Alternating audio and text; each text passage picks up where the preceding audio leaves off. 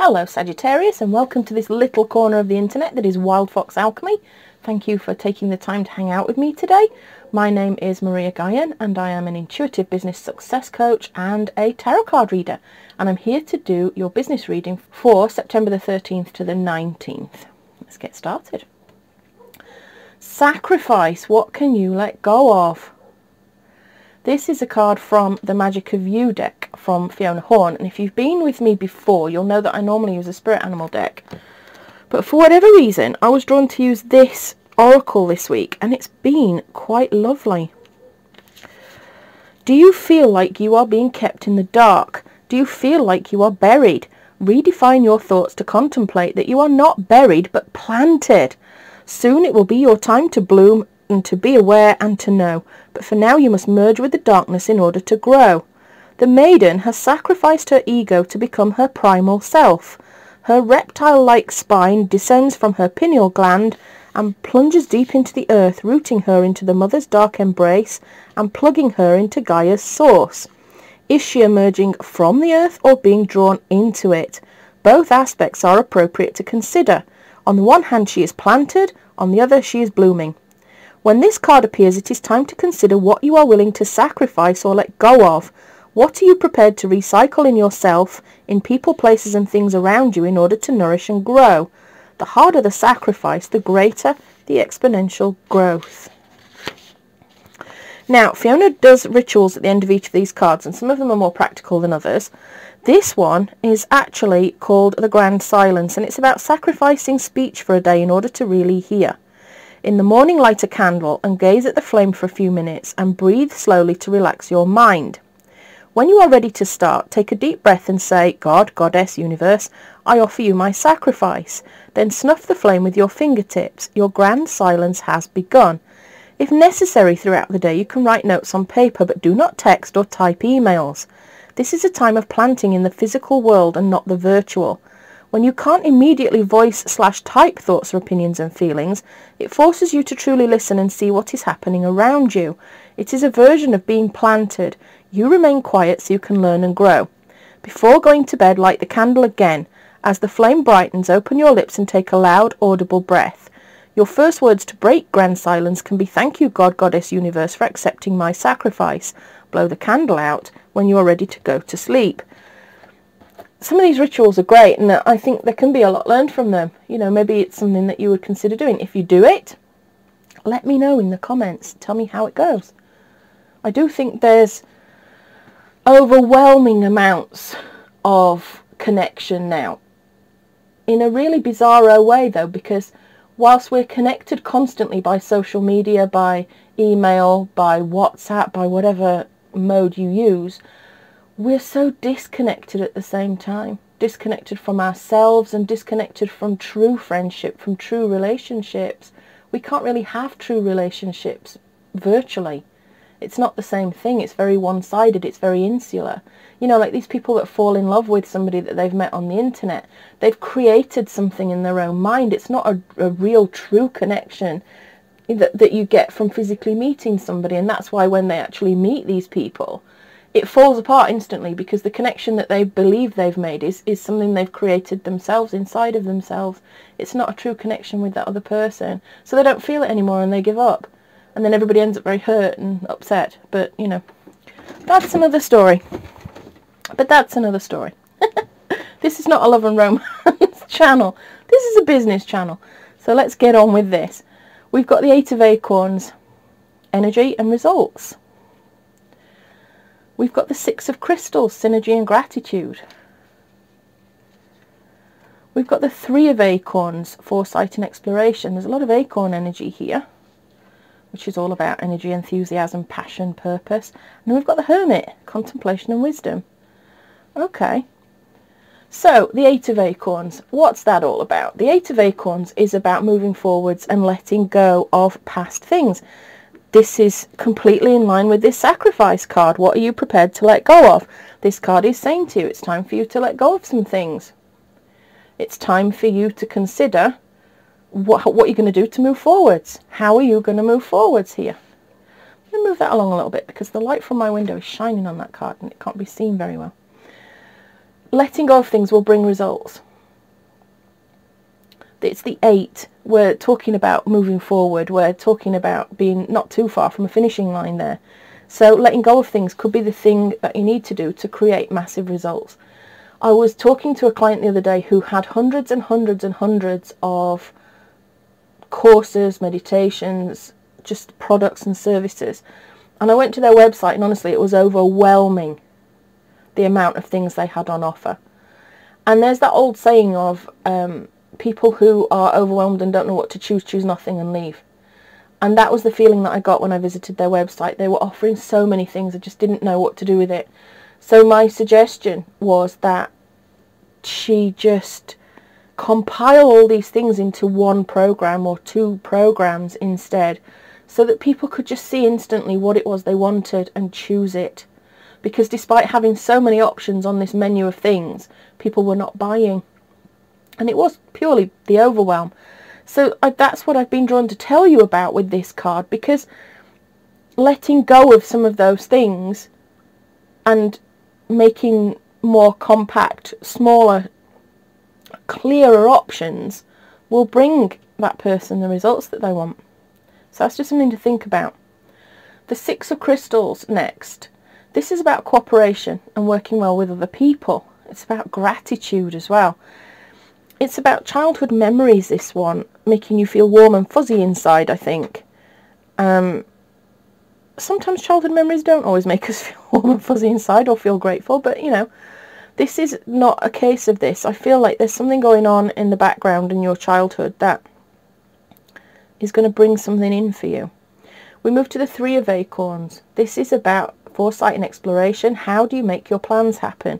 How do you have the confidence to move forward with your plans? And then we've got the Hermit there, who is all about contemplation and wisdom and learning and soul searching and being solitary, really, sitting in solitude while you work out what it is that you want to do. Now that ties in again with this Sacrifice card, because he sits in solitude. Maybe you need a day. I would suggest that Spirit is definitely giving you the message here that a day of solitude, time for contemplation and exploration, is definitely due for you. It all seems to fit in. I'm going to clarify some of these cards because there isn't a full story here.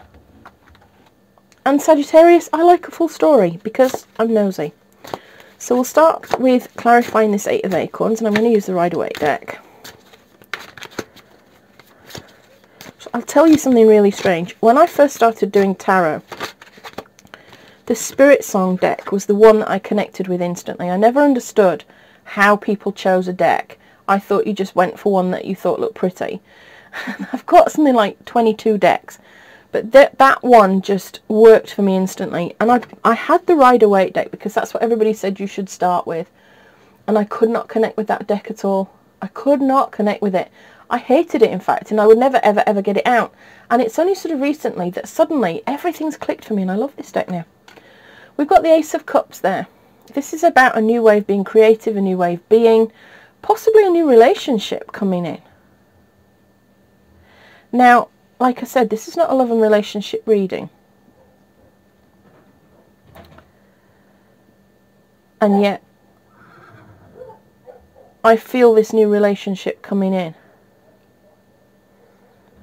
And I don't believe it's necessarily a business relationship. It could be a business relationship, but I'm not so sure it is. And Spirit just said to me that it's a new relationship based on your childhood. It's somebody that you may know from your past.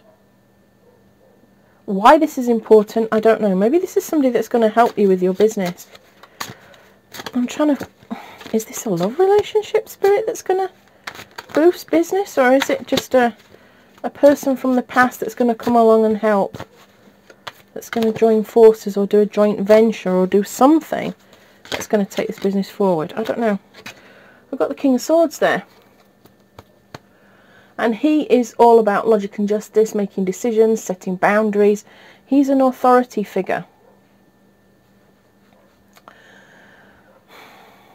He's definitely somebody that works from intellect rather than emotion.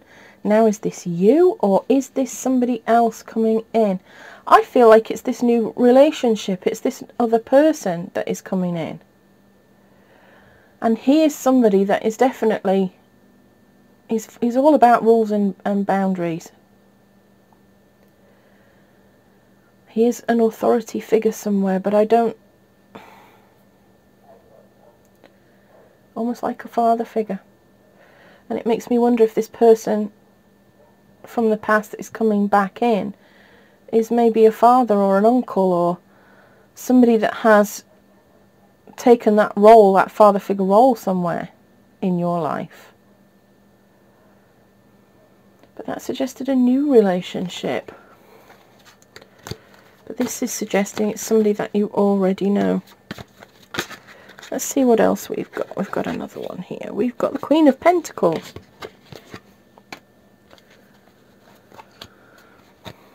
She's about prosperity, nurturing. She's kind of indicative of a working mum that contributes to the family. She's a very selfless worker. I always feel like she's not running a business just to make money, to acquire loads of material things. I feel like she runs her business from a perspective of supporting her family and giving her family security and safety and prosperity. She takes great joy in seeing other people. She's a giver. You know, she's one, you know, and they say it's better to give than to receive. I always feel like this lady is the queen of giving.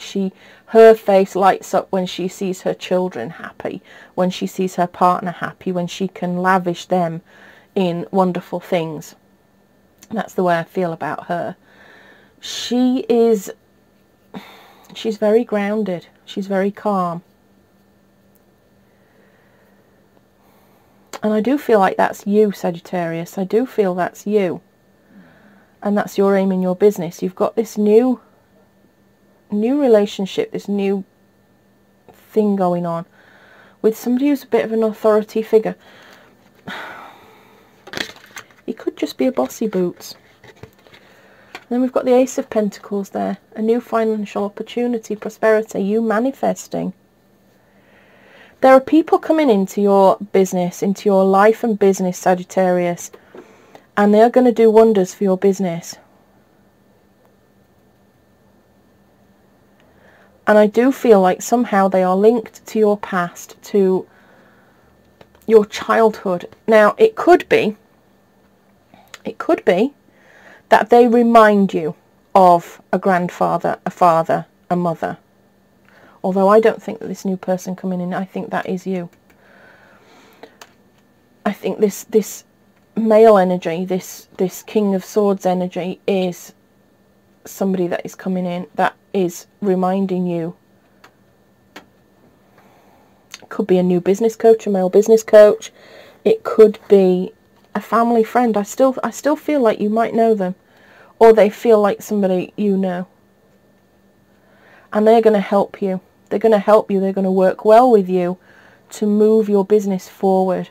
It could be that you find yourself a mentor, Sagittarius. And I do strongly feel like it's a male. I don't feel like it's a female coach. I feel like it's a male. And I don't know if this is because you kind of need that masculine energy to move forward, because you tend to think very much with your heart rather than your head. Sometimes we need a bit of balance there, don't we, between head and heart. And somebody else's advice coming from a non-emotional side, coming from the kind of intellect side of things, could be just what you need. So look out for that. Look out for a male mentor or guide or business coach or somebody like that that's going to come in. It could be that you go to a business advice centre and you find somebody that is an absolute gem. Or a course or a program even at college that is about expanding business skills or something like that. And there is somebody there, and I firmly believe it's a man. And he is going to help you and work with you on your business. And he's going to have that feeling about him of somebody that you know from your childhood. That's what I feel all this is about. The Three of Acorns here. He's about watching your ships come in, foresight and exploration. How do you make your plans happen, and how do you gain some self-confidence? And again, I feel this person is going to help you with the confidence issues. They're going to help you feel strong enough to move forward in the way that you want. What have we got now? I've got the Lovers card there. But this is not about it being romance. I think it's you making some choices. Trust. It's about trust as well.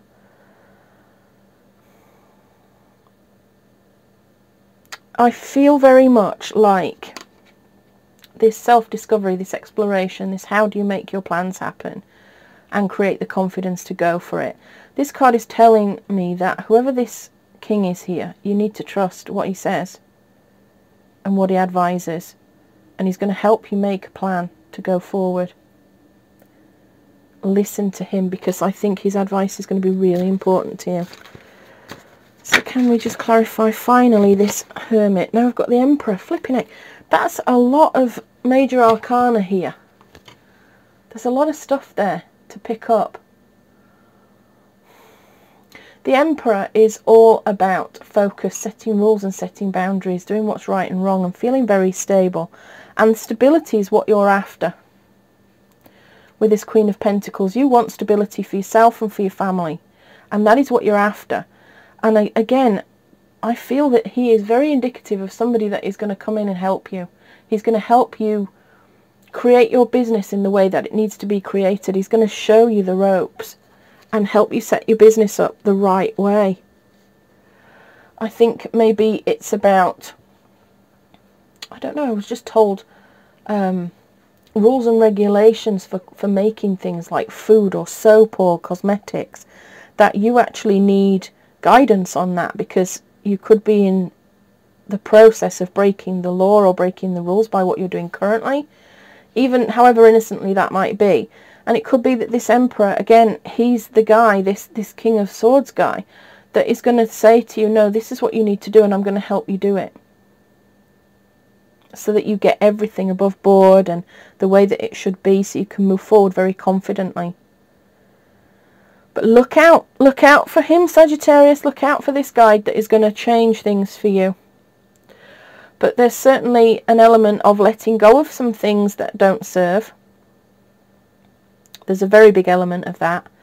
And welcoming in some new things, some new advice from somebody that is going to help you create a new start, to start manifesting lots of new things and lots of success. So let me know in the comments, have you met this guy yet? Are you due to meet a guy that you think could be this guy? Let me know, because I'm so nosy. I'd love to know. If you enjoyed this reading, please do like and subscribe and share it with anybody that you think might need to hear it today. Thank you so much for taking the time to be with me. I appreciate every single one of you, and I send love and blessings to everybody that is here with me on this energetic plane. Love and magic always to all of you. This is Maria Guine signing out. Bye-bye for now.